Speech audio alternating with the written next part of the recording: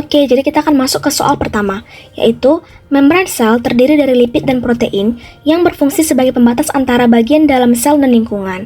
Membran juga membagi sitoplasma ekariot menjadi ruang-ruang atau kompartemen khusus. Tentukan apakah pernyataan di bawah ini benar atau salah. Pernyataan pertama adalah sel darah merah tidak memiliki membran dalam atau internal membranes, kecuali membran inti. Pada gambar di samping merupakan gambaran dari sel darah merah. Sel darah merah memiliki dua membran, outer membrane surface yang terdiri dari lapisan lipid dan inner membrane surface. Terus dikatakan juga pada pernyataan ini kalau sel darah merah itu memiliki membran inti, sedangkan sel darah merah itu tidak memiliki inti atau tidak memiliki nukleus, yang artinya sel darah merah tidak memiliki membran inti. Artinya, pernyataan A adalah salah.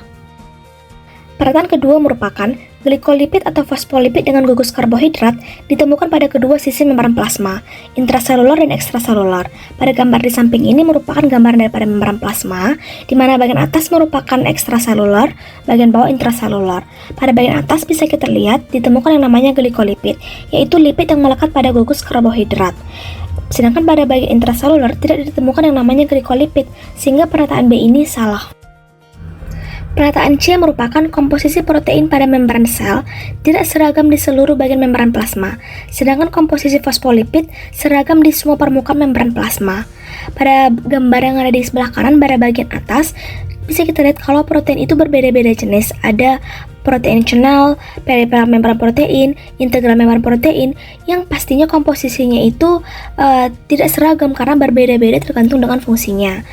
Lalu pada pernyataan berikutnya dikatakan kalau fosfolipid itu seragam di semua permukaan membran plasma.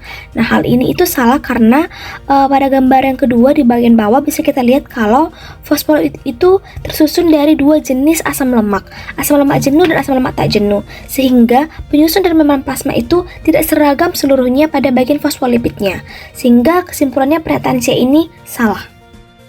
Membran sel pada organisme termofilik memiliki kandungan asam lemak tidak jenuh lebih tinggi dibandingkan organisme sikrofilik. Termofilik itu merupakan organisme yang dapat hidup dan beradaptasi pada suhu tinggi pada suhu 45 sampai 80 derajat Celcius. Karena membran sel dari organisme termofilik ini itu tersusun dari lemak jenuh yang tahan panas. Sedangkan sikrofilik itu merupakan kelompok mikroorganisme yang dapat tumbuh pada kisaran suhu minus 5 derajat Celcius hingga 15 derajat Celcius. Dengan suhu pertumbuhan yang optimal itu 15 derajat Celcius. Nah, hal ini itu terjadi karena membran sel dari organisme sikrofilik ini itu tersusun dari lemak tak jenuh, sehingga pernyataan dari D ini itu salah karena dikatakan kalau organisme termofilik itu kandungan asam lemak tidak jenuhnya itu lebih tinggi dibandingkan sikrofilik.